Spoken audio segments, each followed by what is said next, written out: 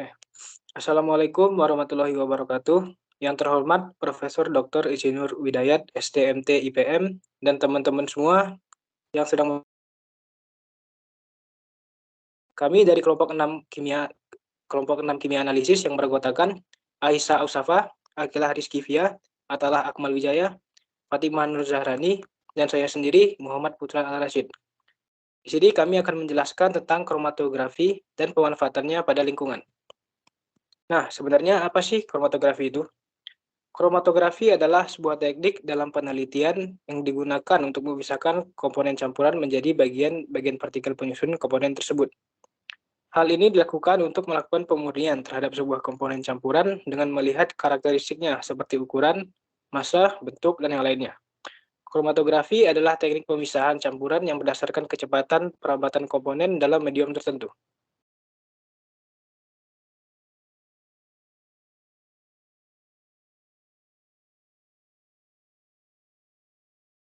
Berikutnya yaitu ada cara kerja dari kromatografi.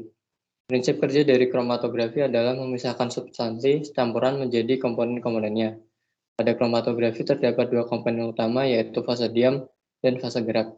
Senyawa-senyawa yang akan dipisahkan terlebih dahulu ditempatkan pada sistem tertentu seperti kolom, di mana pada sistem tersebut terdapat bagian yang diam atau fase diam berupa padatan atau cairan dan kemudian dialirkan melalui bagian fase gerak. Sifat dari komponen penyusun senyawa tersebut akan menentukan apakah komponen-komponennya mampu bergerak bebas, berinteraksi lemah, atau berinteraksi kuat di dalam fase diamnya. Apabila semua komponen tidak dapat bergerak dalam fase diam, proses pemisahan tidak mungkin dapat dilakukan. Jika komponen dapat bergerak, maka proses pemisahan selanjutnya bergantung pada seberapa besar kecepatan komponen-komponen tersebut.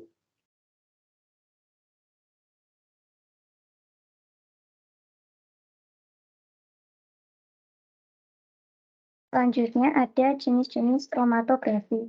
Yang pertama ada kromatografi kertas, yaitu kromatografi yang paling umum. Kromatografi ini menggunakan kertas sebagai fase diam.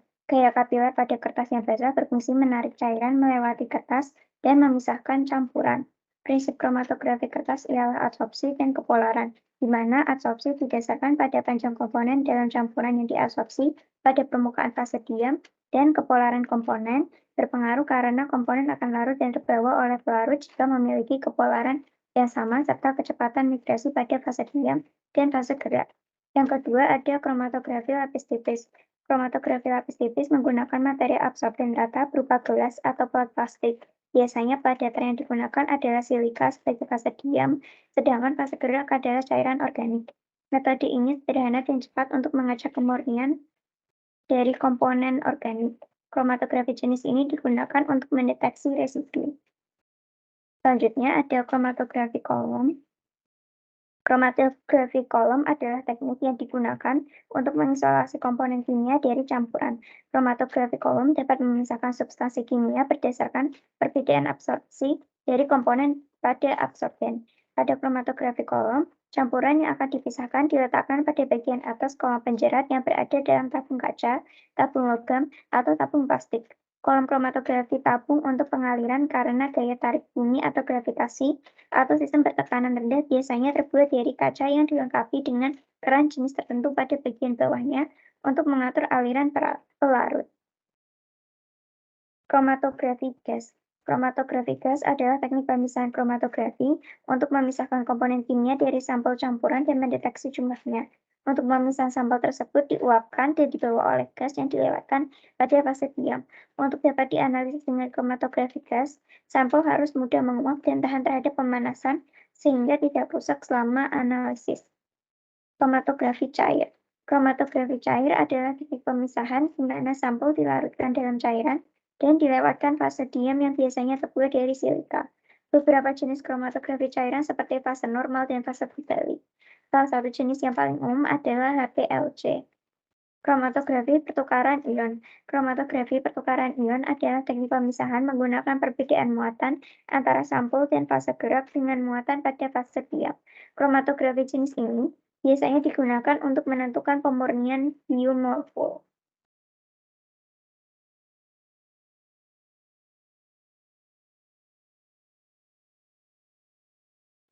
Pemisahan dalam kromatografi kertas melibatkan prinsip yang sama seperti kromatografi lapis tipis.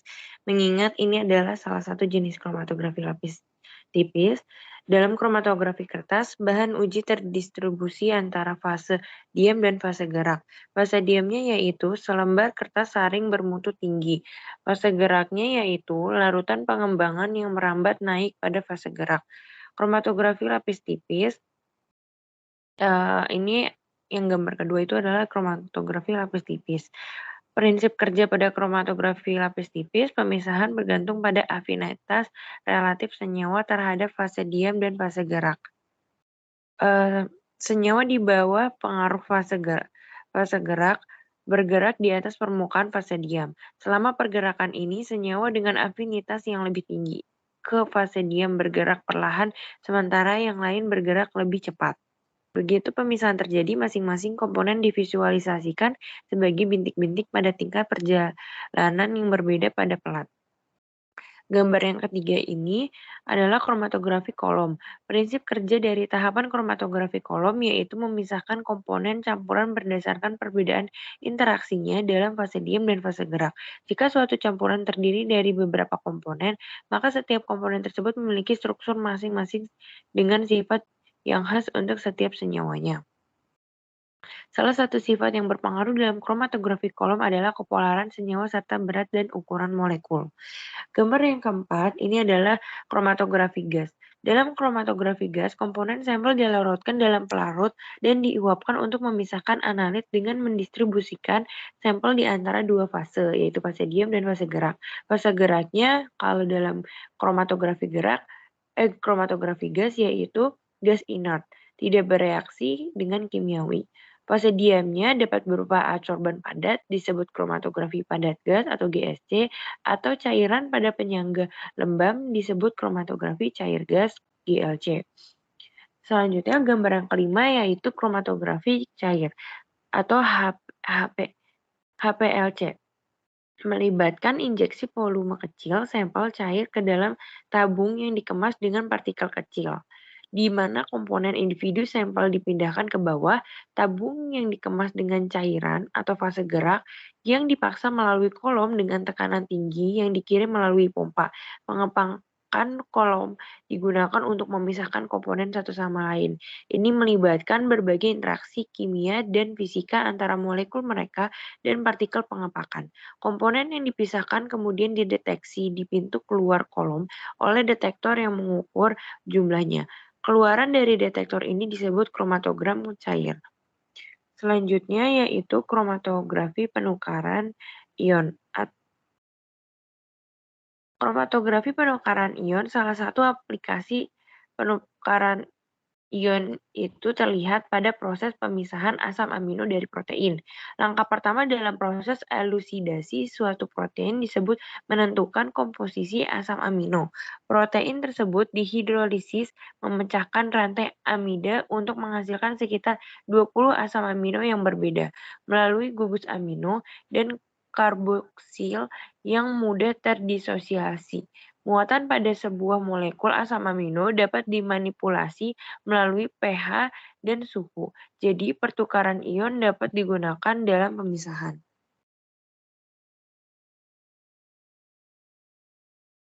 Selanjutnya ada aplikasi dalam lingkungan. Aplikasi kromatografi terdapat beberapa jenis yaitu analisis limbah lingkungan. Kromatografi memainkan peran penting dalam banyak industri farmasi dan juga dalam industri kimia dan makanan. Laboratorium pengujian lingkungan umumnya ingin mengidentifikasi sejumlah kecil kontaminan seperti PBC dalam limbah minyak bumi dan pestisida. Badan Perlindungan Lingkungan membuat metode kromatografi untuk menguji air minum dan memantau kualitas udara.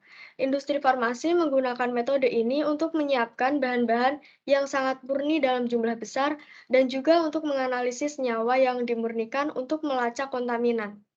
Berikutnya ada isolasi senyawa aktif dalam bahan alam. Kita seringkali menggunakan senyawa aktif dari bahan alam tertentu, sebab mempunyai aktivitas farmakologis seperti antibakteri, anti jamur, antioksidan, dan lain-lain. Untuk mengisolasi senyawa tersebut secara murni dari suatu bahan alam seperti daun-daunan, Dibutuhkan metode pemisahan seperti dengan menggunakan kromatografi kolom. Dengan teknik kromatografi, sampel bahan alam akan dibuat ekstrak lalu dilakukan pemisahan melalui elusi. Hasilnya akan diperoleh senyawa aktif yang diinginkan dan bisa dikarakterisasi lebih lanjut menggunakan alat yang lebih kompleks seperti menggunakan FTIR atau NMR. Kemudian ada pemurnian dari hasil reaksi. Dalam kimia organik, kita mengenal adanya arti reaksi kimia sintesis yang memungkinkan pembentukan produk dari reaktan tertentu. Pada reaksi sintesis tersebut, tidak selalu menghasilkan produk yang murni atau hanya jenis produk. Tetapi juga kadang terdapat produk lain yang dinamakan produk reaksi. Untuk memisahkan produk sampingan dengan produk utama, maka harus dilakukan pemurnian. Cara yang paling menggunakan kromatografi kolom. Kromatografi kolom didasarkan pada perbedaan sifat kepolaran senyawa yang dipisahkan, maka dihasilkan senyawa hasil reaksi yang murni. Kemudian ada pemisahan protein. Aplikasi lain dari kromatografi, terutama HPLC atau High Performance Liquid Chromatography, digunakan untuk memisahkan campuran biokimiawi berdasarkan afinitas spesifik antara komponen kognitif yang berbeda seperti enzim dan substrat, anti-antigen dan antibodi, atau reseptor dan ligan. Dalam HPLC, campuran sampel dimasukkan ke dalam fase gerak, sering kali berupa pelarut, dan ini kemudian dipompa ke dalam yang padat pada tekanan tinggi untuk pemisahan molekul sampel secara tepat. Ini juga disebut kromatografi cair tekanan tinggi. Kemudian ada pemeriksa kualitas dalam industri makanan. Kromatografi digunakan untuk analisis kualitas dalam industri makanan dengan pemisahan dan analisis aditif, pengawet, vitamin. Selain itu, bisa juga digunakan untuk mengidentifikasi racun dan kontaminan dalam makanan. Sekian presentasi dari kelompok 6. Terima kasih.